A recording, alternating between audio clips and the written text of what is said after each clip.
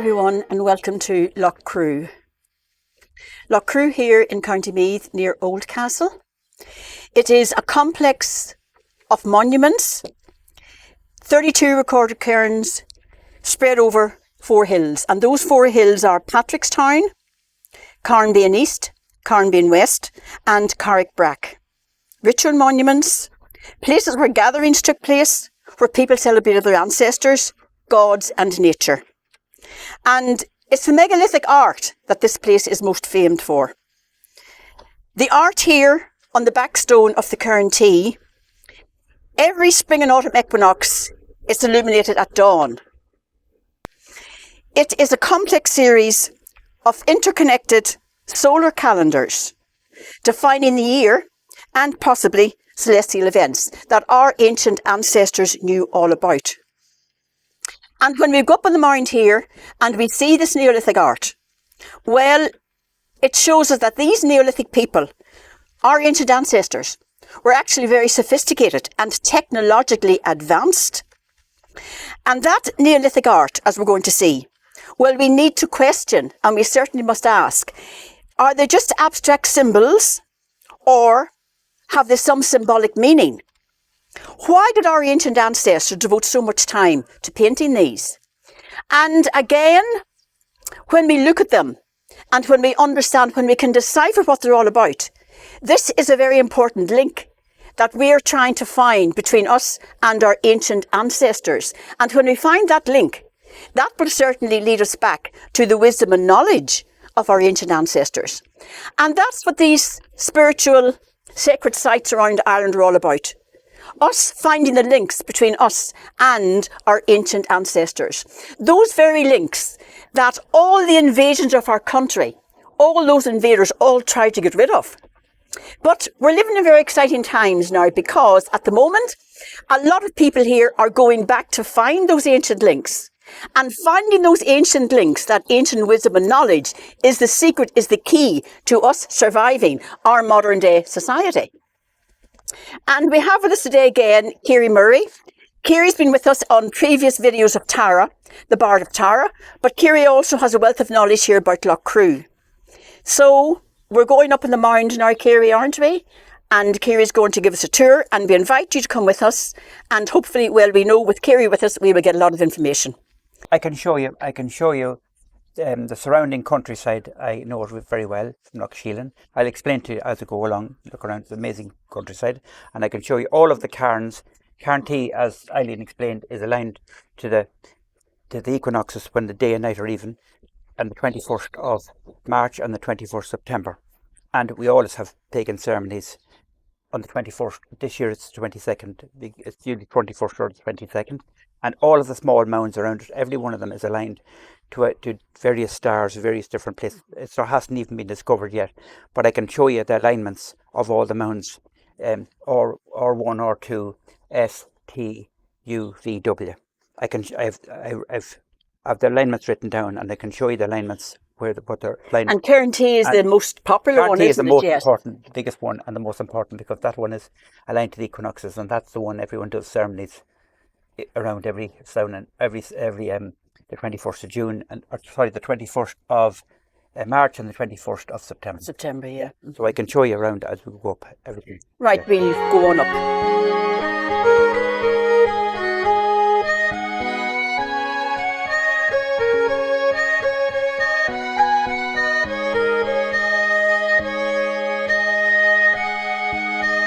Right, if you look over here at these mounds here, these are more mounds. The mounds we look at today is the mounds Cairn or S-T-U-V-W. Today, the rest of the mounds over here, they call it Carnell. They call it the Carnell Mountain. It's Carnbean West. And if you look on beyond over here, right in the distance, you'll see the Loughsheelan. You'll see 2 parts of it here. That's Loughsheelan, and Loughsheelan was called the Fairy Pool. You can see right out here, that's Rushing Bay, and if you see right across, you'll see a building on the far side, and that's Crover House. It's a lovely hotel, and right beside that, there's Crover Castle, is on an island, and it's Crover Castle is it's on an island in Loughcrew, and that was the home place of the Rileys, and that was during some battle. There was cannons fired from the shore and knocked the castle.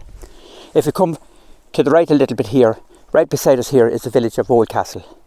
It's just not very far from us here, and right beyond that, you'll see one windmill right in the middle of a town here. That's right in the centre of Ballyjames, and that's owned by Frank Mallon, who owns the factory. And so right over here, right beyond that, you can see a lot of windmills from Ballybor is right over here. That's in the distance. And when we come around a bit further, I can show you Loughcrew and Virginia. You can't see it from here.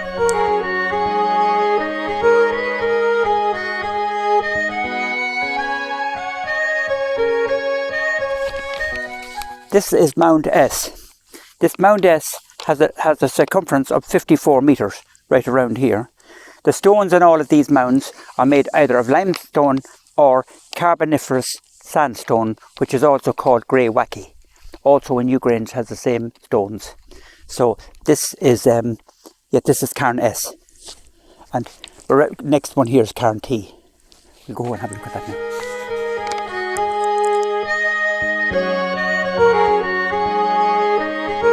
How you tell what way a mound is orientated, in other words what way it's pointed, is you get true north, and then a circle has 360 degrees.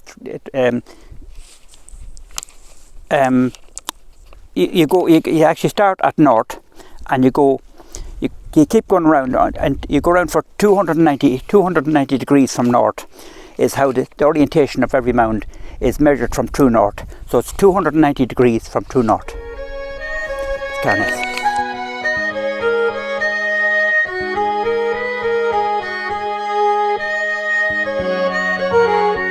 Okay, if we look over in this direction again, you'll see the wind chargers at Ballybor. When you come to the right of that a little bit here, you can see the small town of Virginia is right just here in the hollow. It's just, you can just make it out. When you go by this here, Loughcrew stretches from Virginia right down to this yellow building here, which is Ennis's grain factory. And right in the middle, the building in the middle is Glanbia, where they process the milk. All along that for maybe 5 miles is Loughcrew, and then Loughcrew comes round to the left for another 1.5 miles. It's in the shape of an L. And right over here is Patrickstown.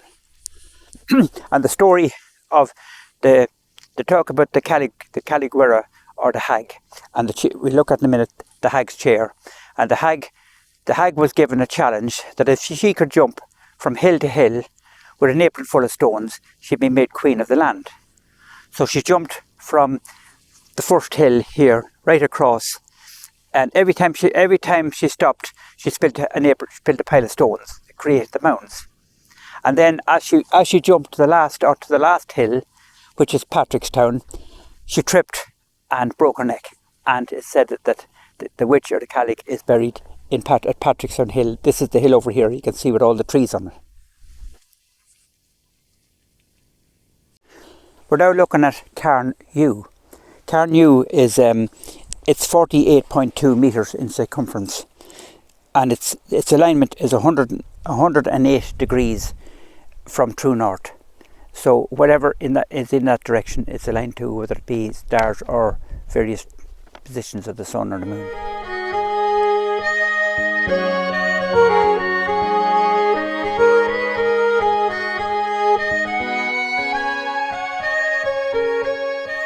This is called the hag's chair.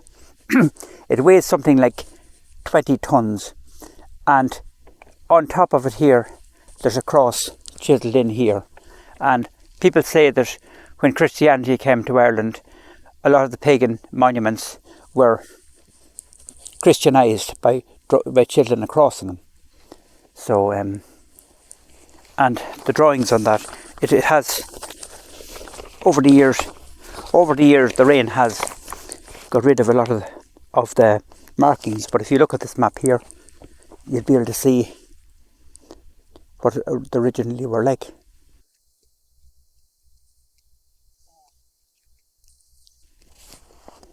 And this is from Loughcrew to Cairns by Jean McMahon, a guide to the Cairns, which contains a lot of information about Loughcrew.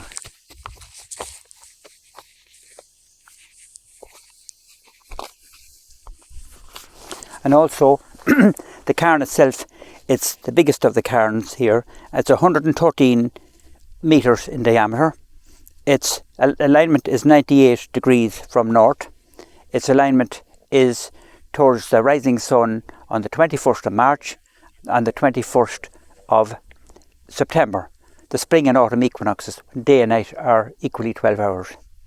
And normally we have pagan ceremonies here on these 2 days, because it's an important part of the pagan calendar. So if we look in the door of Carntee, we might be able to see the drawings on the back wall.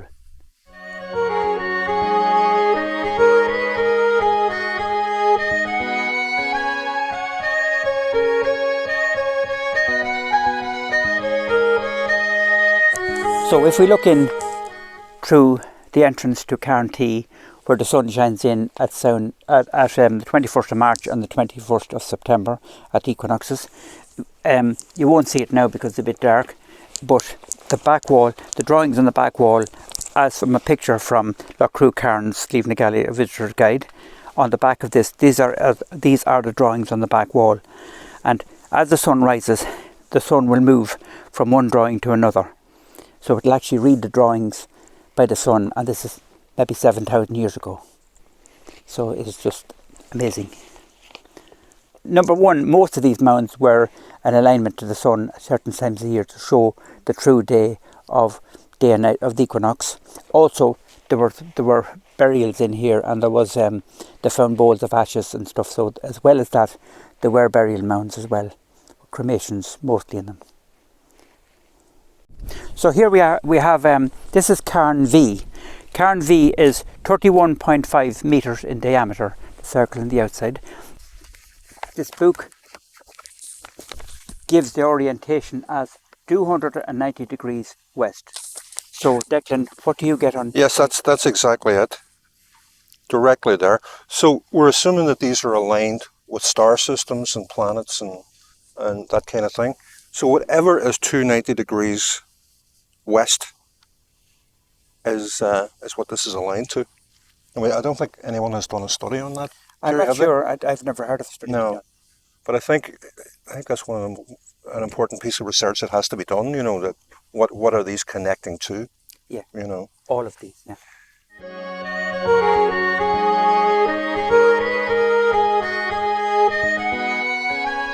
Now this is Cairn W. Cairn W. The circumference is 23.3 metres. Its orientation is 168 degrees, slightly east of south. An urn 12 inches high and almost 3 feet in diameter was found here by a man called Conwell in a chamber beneath a layer of charred bones. So there obviously was a cremation here as well.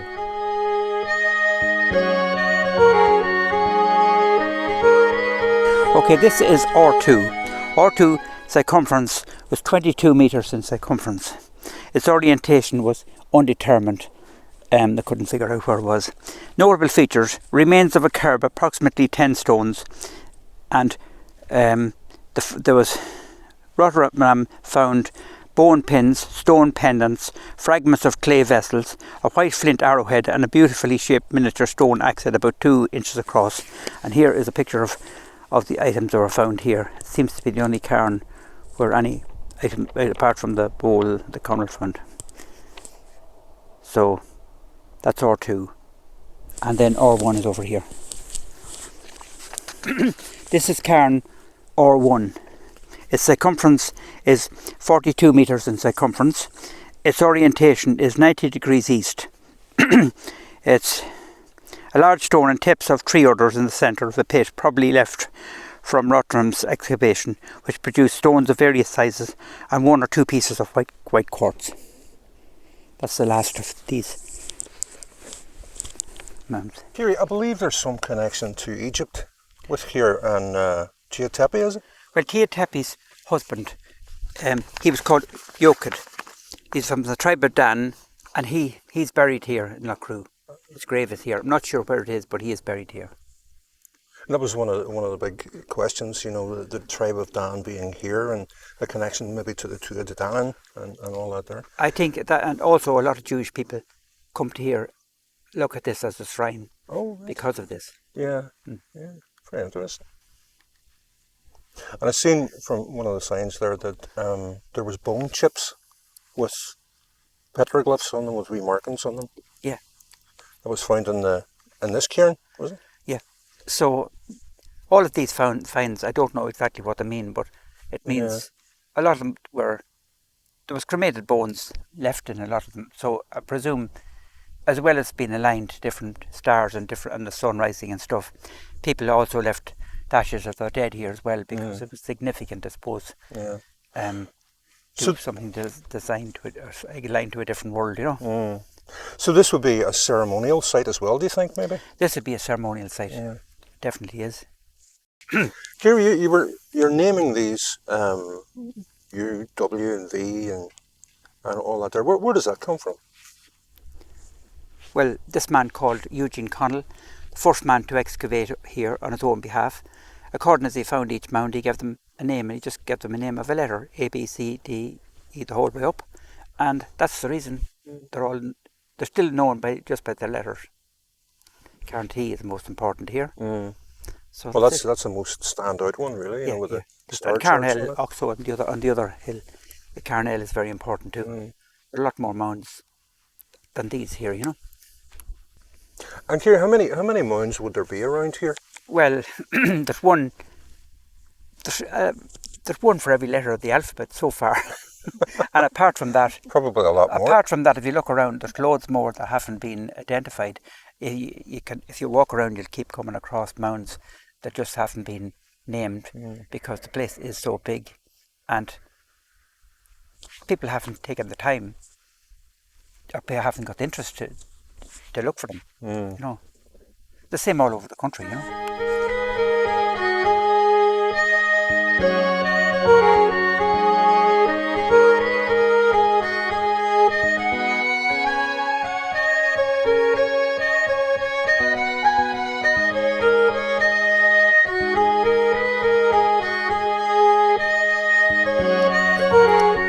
And here we are, Kyrie, at the end of that tour of Loughcrew. And I hope that you who are watching this have enjoyed it. I certainly have enjoyed it, but it is a steep climb up and it is exhausting, isn't it, Kyrie? Now, not for you because you do this nearly every day. I don't, and I'm exhausted. It is exhausting. Well, Kyrie, informative, and it's important for us to preserve these sacred sites because they are the link between us and our ancient ancestors, and they were very sophisticated and technologically advanced.